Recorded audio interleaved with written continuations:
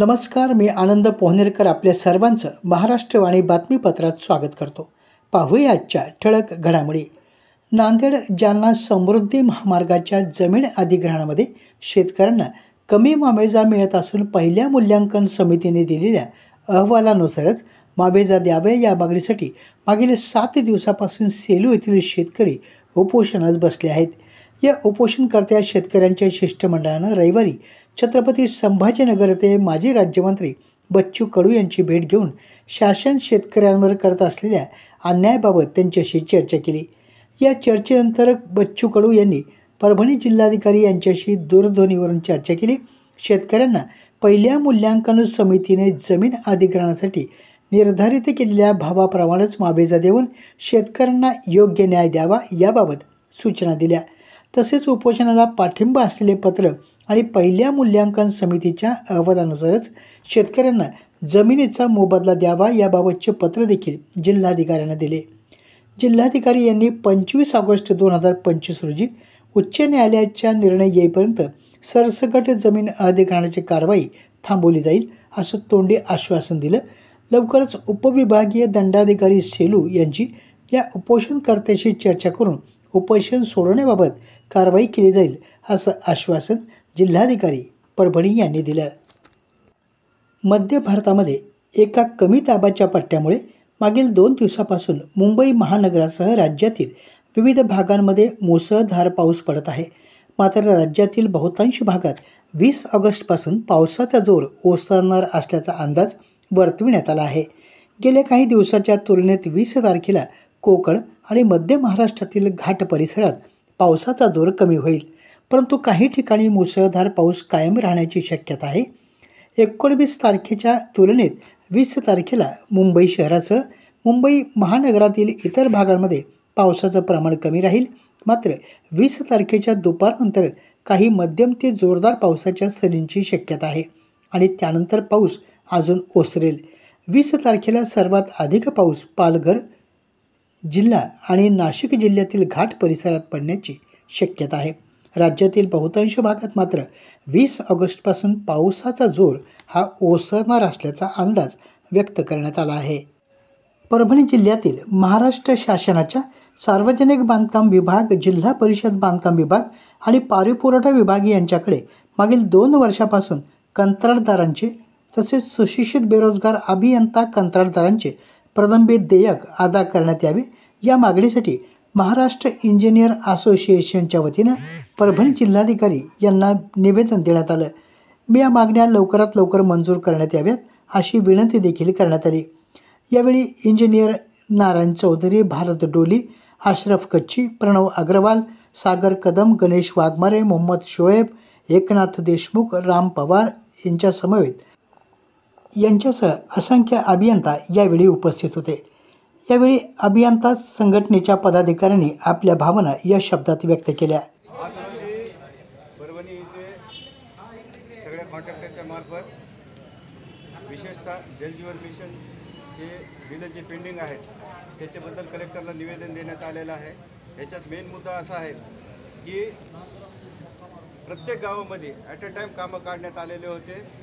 त्यामुळं कॉन्ट्रॅक्टर कमी पडू लागले, म्हणून शासनानं अनएम्प्लॉईड इंजिनियरला, बेरोजगार अभियंत्यांना 3-3 कोटीचे रजिस्ट्रेशन दिले आणि सगळ्यांनी कामं केले. टेक्निकली इंजिनियर हा व्यवस्थितच काम करतो.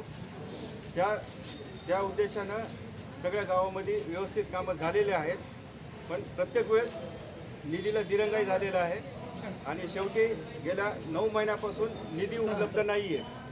त्याच्यामुळं आणि ऑफिसमधून वारंवार नोटिसा येत गेले की काम पूर्ण जर केलं नाही तर तुम्हाला टर्मिनेट करण्यात येईल किंवा ब्लॅकलिस्ट करण्यात येईल किंवा तुमच्यावर फाईन लादण्यात येईल. त्याच्यामुळं सगळ्या कॉन्ट्रॅक्टरनं आपल्या परीनं इकून तिकून पैसे करून व्याजानं म्हणा, बँकेतून म्हणा, सगळं कामं व्यवस्थित आज रोजी 80 ते 90% कामं पूर्ण झालेले आहेत. तर कॉन्ट्रॅक्टरची सध्या आर्थिक परिस्थिती फार डबघाईला आलेली आहे आणि त्याच्यामध्ये अनएम्प्लॉईड इंजिनियर हा सगळ्या गोत्यात आलेला आहे. त्याच्यामुळं शासनानं निधी देण्याची कृपा करावी, जेणेकरून आपले सगळे कॉन्ट्रॅक्टर आणि आपलं अनएम्प्लॉईड इंजिनियर हे थोडं सक्षम होतील.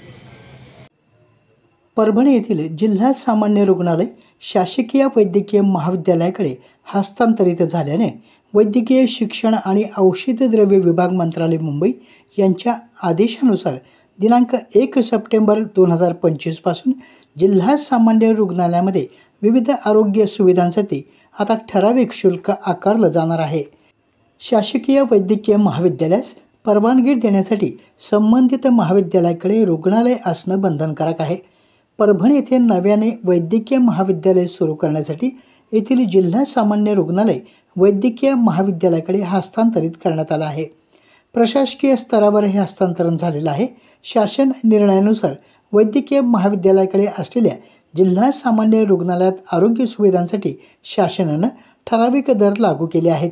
त्यानुसार बाह्यरुग्ण विभाग तपासणीसाठी 20 रुपये, एक्सरेसाठी 90 रुपये, आंतररुग्ण विभागात नोंदणीसाठी 30 रुपये, सिटी स्कॅन तपासणी 125 ते 1100 रुपये, सोनोग्राफीसाठी 120 रुपये, दुसऱ्या बाळंतपणासाठी 200 तर तिसऱ्या बाळंतपणासाठी 440 रुपये, बाळंतपणाच्या शस्त्रक्रियेसाठी 550 रुपये, अतिदक्षता विभागात प्रत्येक दिवसासाठी 400 रुपये, रुग्णवाहिकेकरता 20 रुपये प्रति किलोमीटर असे शुल्क लागू राहणार आहेत.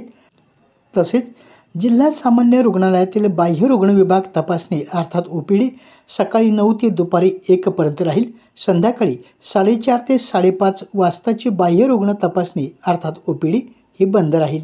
शासकीय वैद्यकीय महाविद्यालय आणि रुग्णालयाचे अधिष्ठाता डॉक्टर सदानंद भिसे यांनी या संदर्भात माहिती दिली आहे.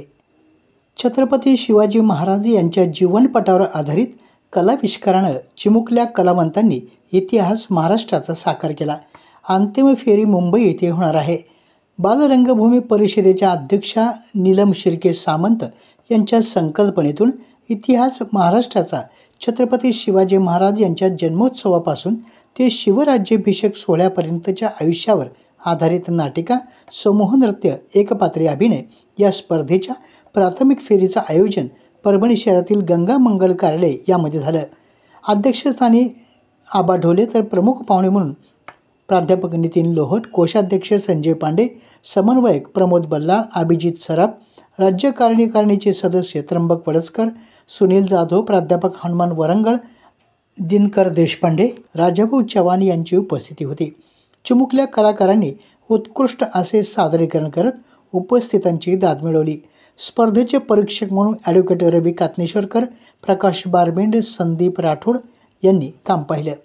आपल्या जिल्ह्यातील अपडेट बातम्या पाहण्यासाठी आमच्या महाराष्ट्रवाणी या चॅनलला लाईक करा, सबस्क्राईब करा आणि शेअर करा.